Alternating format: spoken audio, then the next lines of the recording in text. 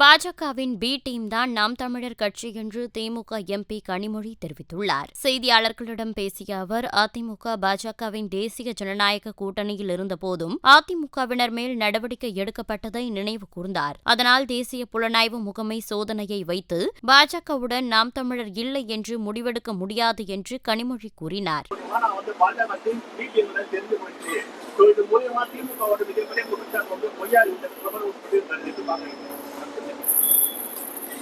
அறிக்கையை பத்தி தானே கேட்டீங்க.